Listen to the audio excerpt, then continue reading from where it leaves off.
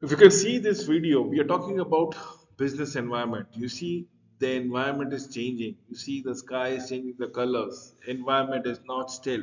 It is dynamic in nature. Every moment it changes one way or the other. So, firm environment fit. We are talking about strategic management as in a comprehensive view. So, firm environment fit and strategic management. So, firm environment fit, the concept of firm environment fit underscore the importance of aligning organizational assistance or organizational strategies with that of an external business environment. Now, what is happening? A firm might be good at certain things, weak at certain things, and how it has been related to the environment. What are the opportunities and threats that has been there, present out there? So you will need to capitalize on the strength or probably ensure that your weaknesses are being shielded off so that you can capitalize or catapult the opportunities that is existing out there. The alignment is crucial for formulating effective strategies that leverages environment opportunities and mitigates threats, ensuring the organization long-term survival and success, as the case might be. That is what is very true that needs to be understood time and again as on when on basis. Now, factors. What are the various factors for influencing business decision? Now, there is something called internal factors and there is something called external factors. So, internal factors is within the control of the firm. External factors beyond the control of the firm. So, you need to operate within these two environments, and that is where you take a business decision. So, what will you do? You will like to capitalize or work on your strength. What will you do? You would like to take and exploit the opportunities in the market. But what will you do if there are certain weaknesses within your organization? So you will, and there are threats in the external environment. How will you avoid it? So comes different strategies. That is the situation that needs to be going around here. Yes, in this particular graph, if you can see around here, we have these strategies that goes around it. Strategies goes and changes within an internal organization. Internalities is all your strength and weaknesses. This is within your capacity. External to the organization are the challenges in the opportunity in the environment, as in the opportunities and the threats. So we need to understand the organizational strength and weakness and the environmental opportunity threats, thereby deciding upon a particular strategy. So macro level, now we look to components of the business environment. Look with it, we are talking about business decision, but there are so many layers of environment. See, first and foremost thing, let me go around it. All of us stay in a society, right? We all live in a society. In a society, it might be a government, it can be a nation, it can be a city, it can be anything, but there is a political government environment. Obviously, we are in a country in whichever things. So political government, political economical environment will always be comprising of certain rules and regulation. If we are staying in a society, certain rules and regulations are there and we need to abide by it. How does it happen? Yes, this is the general concept of the society that goes around it. Then comes the demographic environment. Not everybody is like me, like you, like everybody.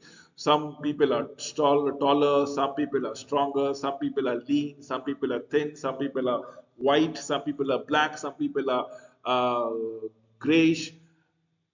Some people have different physical features and so on and so forth. So demographic fit, environment fit goes around it. People are young, people are old, people are middle aged, and what not. So this is the demographic environment. Then comes the socio-cultural environment. Socio-cultural environment is the background that goes around it. Let's see, the people from a weaker section of the society will not have similar liking, similar tastes, similar habits as people coming from a richer section of the society. Social cultural environment changes around it.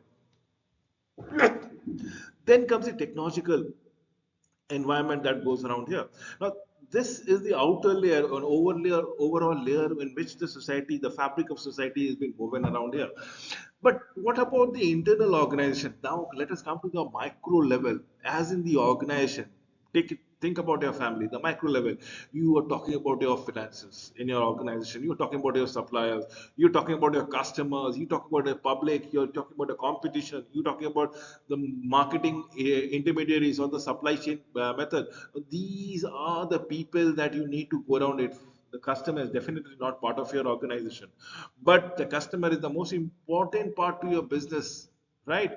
So it is a part of an internal organization, the macro environment, the competitor. competition is not a part of your business, but competition is an integral part of your business decision altogether. Again, a micro environment. The supplier, are you have sufficient supplier? Do you have enough technological abilities? Are you financially very strong? Are you have good capacity as far as storing is concerned, transportation is concerned, so on and so forth.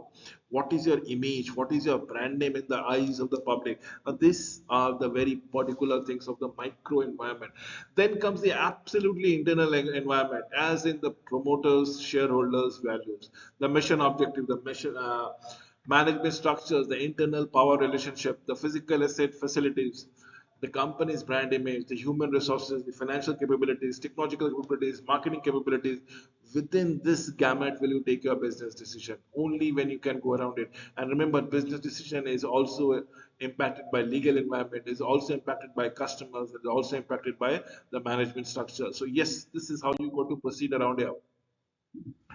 Economic transformation of India. The liberalization era, the economic liberalization policies initiated in 1990s marked a pivotal shift, opening up the Indian economy to a global market, absolutely attracting foreign investment and fostering competition as on when-on basis.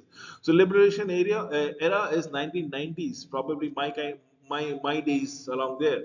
So 1990s when things were not going good, when India was crumbling under debt, there was a lot of import and absolutely minimalistic export. And how do we go around it? The value of money shrinking, Indian rupee was shrinking like anything. So this is where we started opening up the Indian economy, wherein we attracted foreign investment, provided cheap labor, probably yes, shown our talent pool altogether, and how did it enable the domestic industry to fence up with the foreign competition.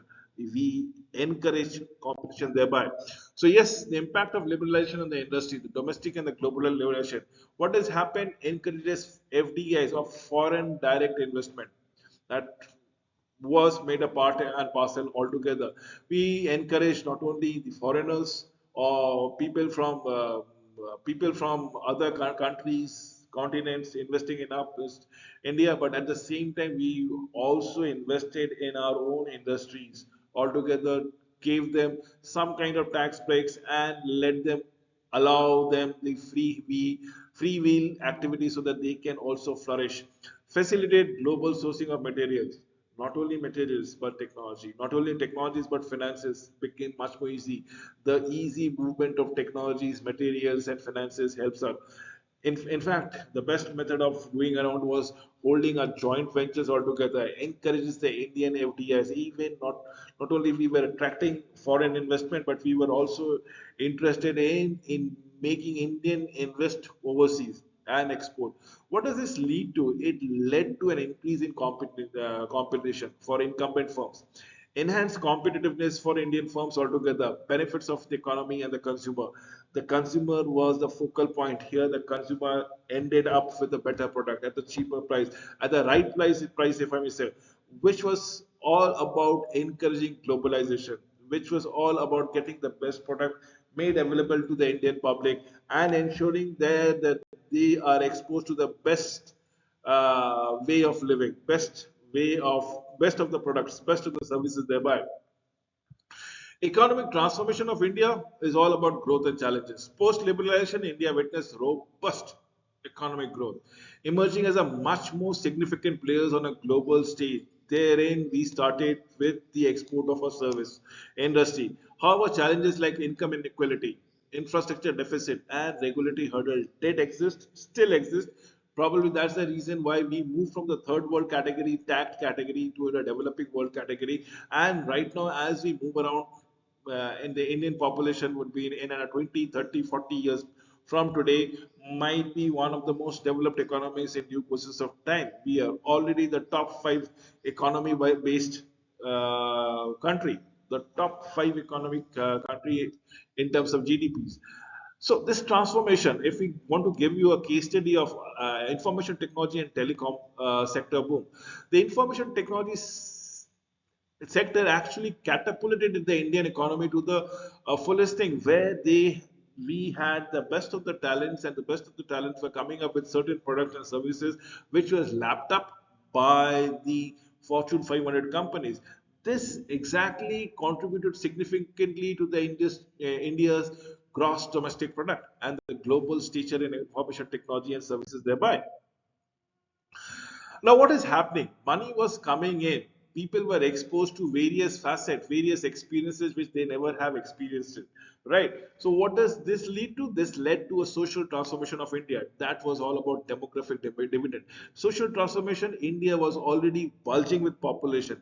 India's demographic dynamics was all about having more than 50% of the population below the age of 25, characterized by large and young population, present both opportunities for economic growth, challenges in education and employment generation. See, 50% of our country's population below the age of 25 means a lot of potential, means a lot of consumption, means a lot of problem too, and how do you mitigate it? And that was the social transformation that goes around here. We saw a shift from from rural areas to urban areas, as in the urbanization trends. Rapid urbanization was implication for urban infrastructures, housing, services, necessitating innovative urban planning and investment thereby, and that is what we are looking forward to. As on when on basis, then comes the affordable housing initiative. Now this is where people, or should I say the government, found out that majority of the poor people were not having, forget 2 square of meals. If they can manage 2 square of meal, they are not been able to provide themselves a roof over their head. And this is where the government initiative to promote affordable housing came into place. It was through PPP, private public partnership, demonstrated the address of urbanization challenges as on when on basis, and that is where the rampant development of a cheap apartments, flats, the way you want to go around it, were been built in the cities and made it possible in a lot of way.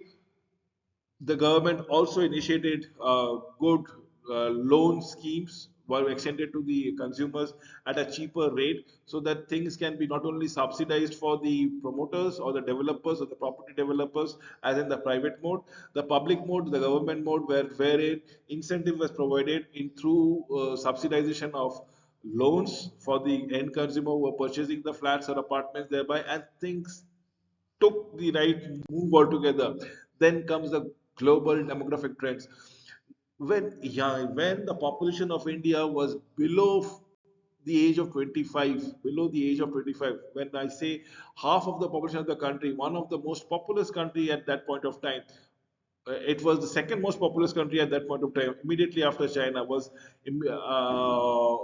under the age of 25, wherein the rest of the world, the population was aging. The average age was about 33, 34. That is what you need to understand. In contrast, the Indian young demographic, many developed countries face aging population impacting their labor market, social security system, as the case might be. Then came the migration pattern. The global migration trends started, influenced by economic, social, political factors affecting the labor market, cultural dynamic across countries as on when on basis, and that is what you need to go around it. The migration happened not only it was from the rural areas to urban areas, but from India to Middle East, from India to America, from India to Europe, and things shifted. That was where people were being exposed to a different set of lifestyle values and ethos altogether, which they would love to bring it to back to India in due process of time. So, IT workforce in US, again, the demographic trend, the significant presence of Indian IT professional, and believe me or not, when I say significant presence, the top three, four, five companies of the Fortune 500 or top five companies in the Fortune, top five countries across the globe, you will have a significant, approximately 30% of the workforce being from India. And I'm talking about NASA, I'm talking about Alphabet, I'm talking about Meta, I'm talking about um Elon Musk's company, X, Twitter. It's not coming in my mind. Tesla, sorry. So that is what we are looking into. The demographic trends and the international labor mobility happened around here. The revolution, the digital transformation is what was looking into the digital transformation. The next barriers that was beckoning in, which was driven by advancement in technologies, reshaped the complete industries, business models, consumer behaviors worldwide. Consumer looking at a prompt service up to the and value for money that everybody is working around it. Innovation ecosystem. India's focus on building innovation ecosystem through initiatives like Digital India, like startups, like incubation centers, which is we are talking about harnessing technology for the betterment of the common people, for the economic development, and that is what technological revolutions took place time and again. We have the e-commerce growth, right? The rapid growth of e-commerce. You have Amazon working around, we have Flipkart working around, we had so many. Shopify was there. There we have Myntra, we have Shein.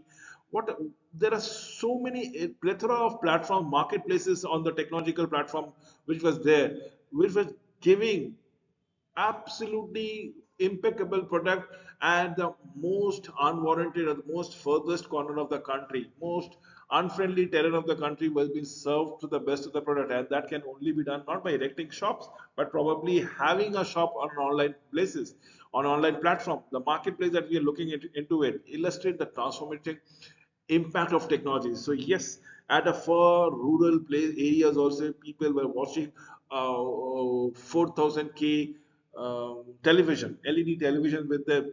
Probably they don't have a shop nearby in a 50-kilometer radius, but they can watch it. Why? Because things were being served around, were delivered around, and people were exposed that these kind of markets, these kind of products were available and rightly accessible too. And that is what technological revolutions took place. Allow me to give you the global shift in terms of power.